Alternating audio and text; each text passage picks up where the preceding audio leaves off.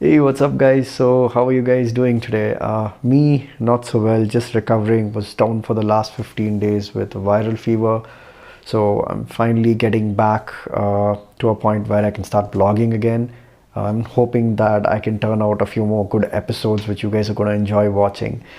So while I'm here today, I thought I might as well as go ahead and look at the RACEMO. They apparently Tata Motors released the RACEMO 2 or 3 days ago.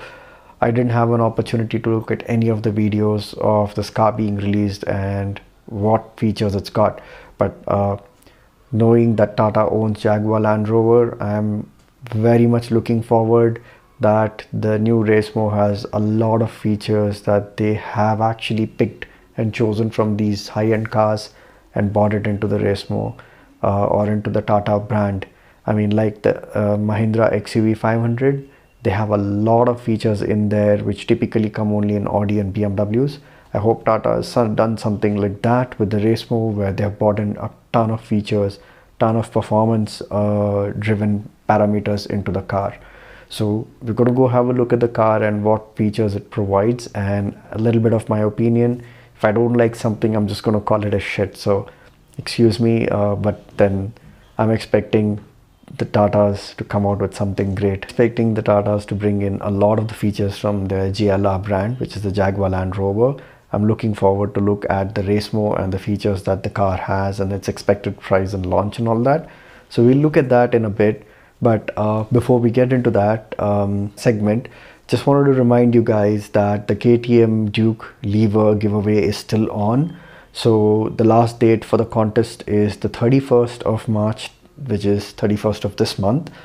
I would be giving it away on the 1st of April after I pick the lucky winner.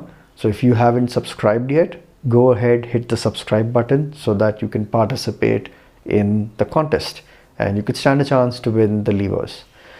I have looked at the walk around videos and I'm not too convinced, so I'm going to look at it again right now with you guys.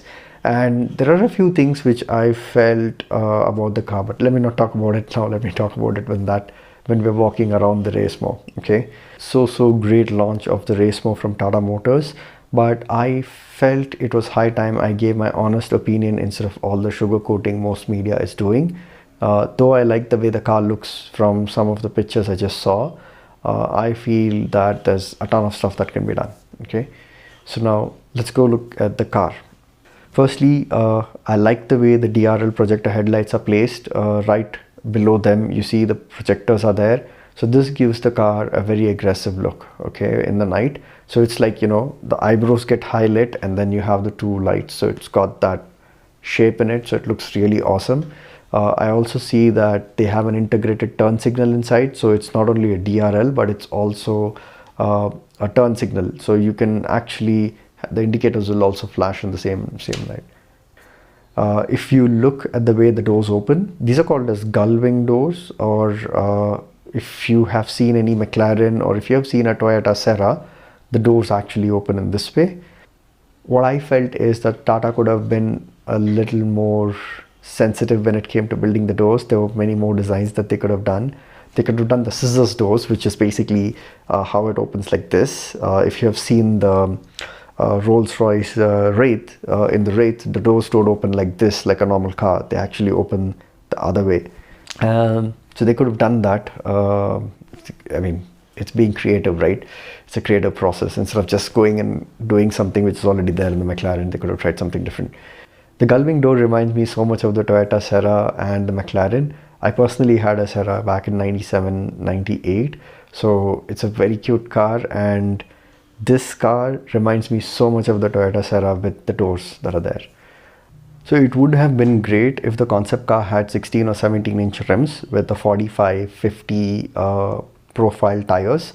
It would have improved the way the car looks. You know, when a car stands and you look at it from the side view, a 16 inch rim or a 17 inch rim with a low profile tire, the way it looks, the car would look very aggressive. The stance changes. Okay, so I would have loved it if they did something, if they had done it on this particular car before the unveil, because the concepts actually, the reaction to a concept actually tells a company whether they should put something in production or not. Okay, and frankly speaking, looking at those tires and the rims that they used, it looks stupid. I mean, they could have had a better quality rims. I mean, if you look at the new Hexas rims, you look at one of the newer models of their cars, the rim designs are really nice. This rim looks like some guy has picked it up secondhand from JC Road and fixed it. I feel like, okay, now let's move on. First, you guys in the R&D division, put in a nice set of rims with a nice design on them. It's not very expensive, guys. You can actually go to any of the dealers, like, you know, in Bangalore or Mumbai, and you can actually pick up. Forget that. Forget the dealers. You guys own Jaguar Land Rover. Just go pick up a set of alloys from the Jag and put them in here. The Jags run on 16-inch rims, and they would look beautiful. You know, you're having a 245 40 16 in the front, or 245 40 17 in the front, and a 275 40 17 in the rear. They would look amazing. You know, you have such a big tire in the back. The profile of the tire, the aggressiveness that it will give is going to look amazing. I think you guys need to take this point up and actually fix it. And you could have done it on the concept. I don't know, you know, you spent close to 22 months in doing it. It's such an easy decision to take when it comes to the tires. And I know you have not done the handling tests on this car yet. If you had, you wouldn't have put the current set of rims and tires on it, because they look shit and they handle like shit. I know the Ferraris pulled out an amazing feat with the round tail lights. The car looks really good in the 458 Italia. But guys, okay, so there are a ton of different tail lights that are there in the market. I mean, to draw inspiration from, if you look at the latest Jaguar, if you look at the latest Land Rovers that you guys had released, they're all owned by Tata Motors. They're all Tata Motors subsidiaries. You could have drawn inspiration from there, and you would have got a way, way better looking tail light on your car. The one that's there right now, they look like they've been pulled out from a 1967 Ambassador, which used to have those two round tail lights on top and two round indicators on the bottom, and then plugged it into this. Oh, I'm going crazy. I mean, I was hoping to see something better, guys. Come on. Okay, let's see. On the internet, what do people say about the engine of this car? What engine do you have? What? Okay, so you guys are using a 1.2 liter petrol turbocharger. You serious? I mean, this car is going to be weighing what, 850 900 kilos when you're going to get this car out on road, right? If I take this race concept car right now and I put it on a weighing machine, I don't think this is going to be more than 950 kilos. So it's going to be anywhere between 800 to 950 kilos. That's my guesstimation that I'm giving you. Yeah, it's a guesstimation, okay? Guessed estimate. Now, if you want a sports car, it needs to be quick, okay? You guys actually can go and see the Toyota MR2 Turbo. It's a 2-liter turbocharged car. It's an amazing car. You can look at the 1.6 liter Toyota Serra. There is then the Toyota Celica. Then there is a ton of other cars. I'm not able to recollect names. If I'm right, the reason I'm quoting Toyotas is that they're all small cars, right? They're all 1.6 liter, 2 liter engines.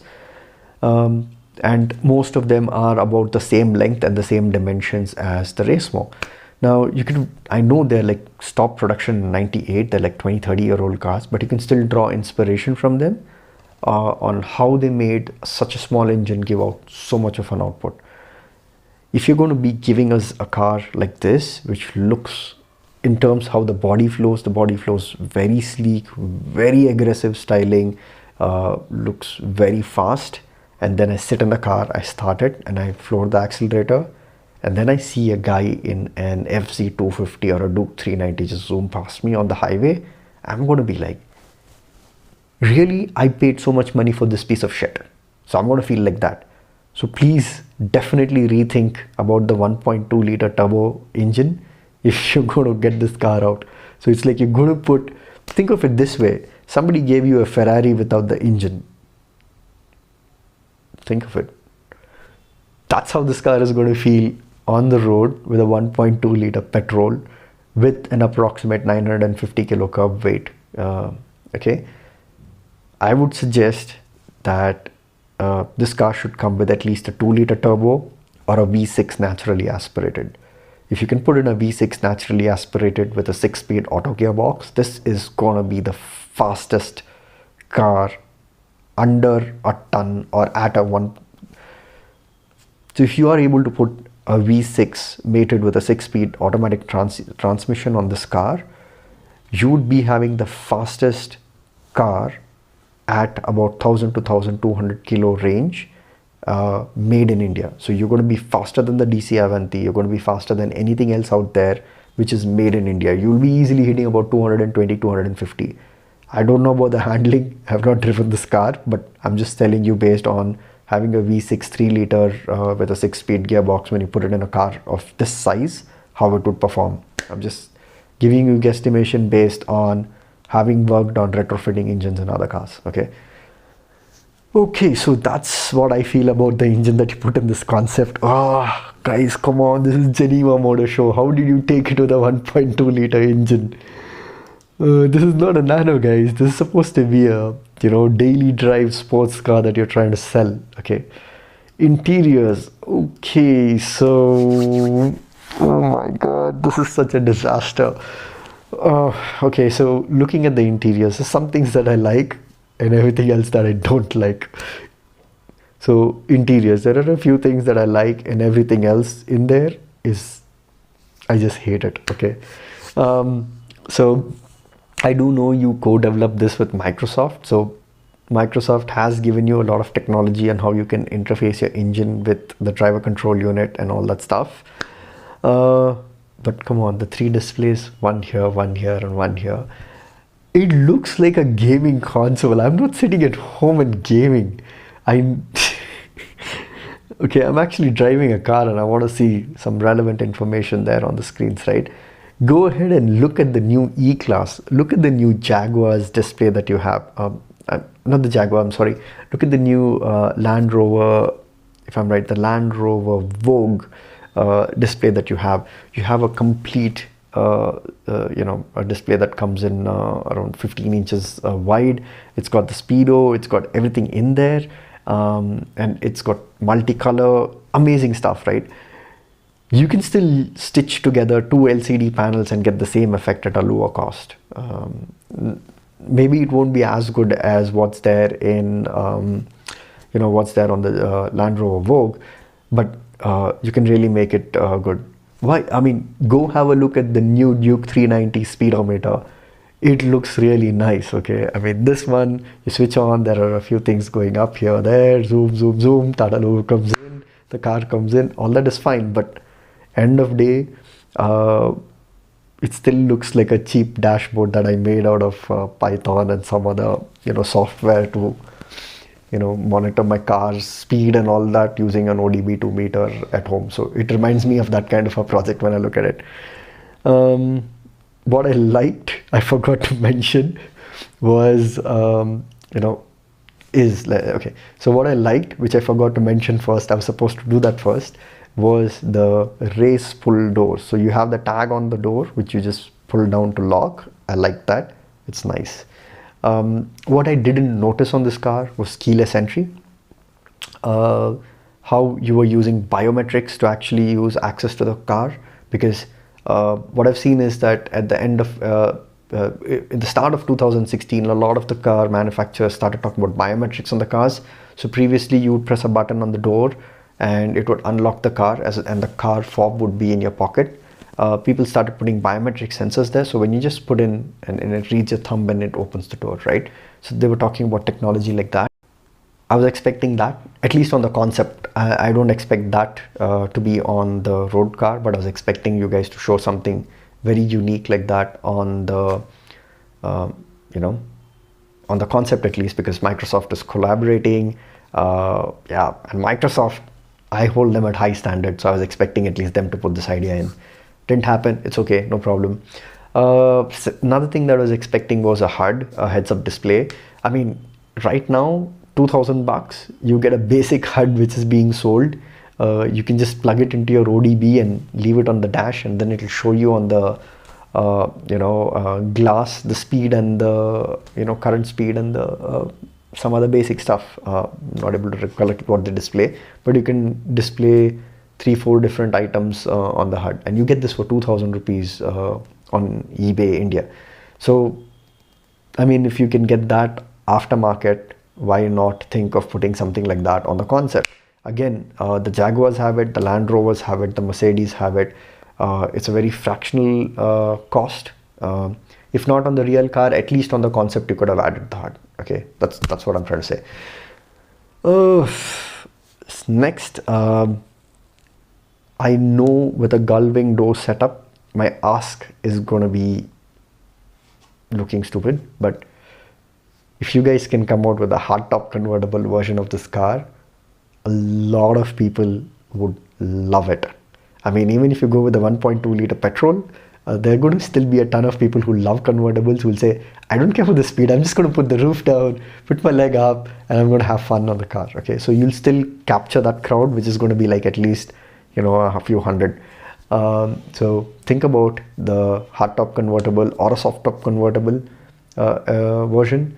Also on the non-convertible, the current version, if you have a glass roof with a padding like the Toyota Serra has, that would be awesome, right? In the night, if you're going out for a drive with your girlfriend or your wife, you can park the car under the moon, remove the pad, you can actually still look at the moon when you're sitting in the car. So it gives a sunroof kind of an effect. You guys could have done it, which I didn't see there. The rear hood, I like the design where you have the gray, the holes and all that stuff, but I feel the glass hood, like it's there on the Audi R8 V10 or the Lamborghinis, would have looked way cooler. Remember guys, that Tata Motors is not competing with a Lamborghini or Jaguar, but if Tata Motors can give us something which is in terms of looks hot as a Lamborghini, in terms of power as at par with a sedan, a 2-liter sedan which is there in the market, or a luxury sedan which is there in the market, and if it's got the handling of 15-20 lakh sedan, there'll be a ton of enthusiasts who will still buy this car. So it's rumored that the car is going to be sold at about 25 to 30 lakhs ex showroom. I definitely wouldn't buy it with the current form it's in, with a 1.2 liter petrol engine. I definitely wouldn't buy it with the current form and the 1.2 petrol turbocharged engine. However, I would definitely think of this car if it was released with a V6 or a 2-liter turbo with a 6-speed automatic, and if it was like if the performance was like a bullet, because this is supposed to be a race car or a track day car for me. I would definitely think about buying it if you guys can get it on spot.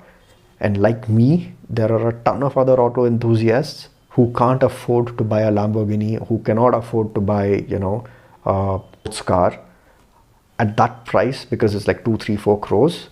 However, if we get something which is a really good performance car at the price of about 25 to 30, we wouldn't think about buying it. One of the reasons DC Avanti hasn't taken off is because it's underpowered. Okay, so if you're going to put a 1.2 liter turbo in this, you're going to face the same issues that they're facing right now, and the same sales slag is going to happen. People will buy the car, immediately sell it off. If you look at carvale.com, there's like a ton of DC Avantis. I mean, let me be exact, about 6-7 of them. I think their whole all India sales was only like 35 cars, and that if 7 are already being sold, that speaks a lot. It tells that people didn't like it because it's underpowered. I've driven it. Trust me, it looks hot from the outside. You sit in, the gearbox is clumsy, everything. Hey guys, thank you for watching my vlog. If you're not subscribed yet, bang, click on the subscribe button, it's right there. If you want to watch the last 2 videos that I've uploaded, I put them up here and here. And of course, my favorite playlist, the Superbike Weekend, it's right up here. You can check that out. Don't forget to smash the like button on the way out.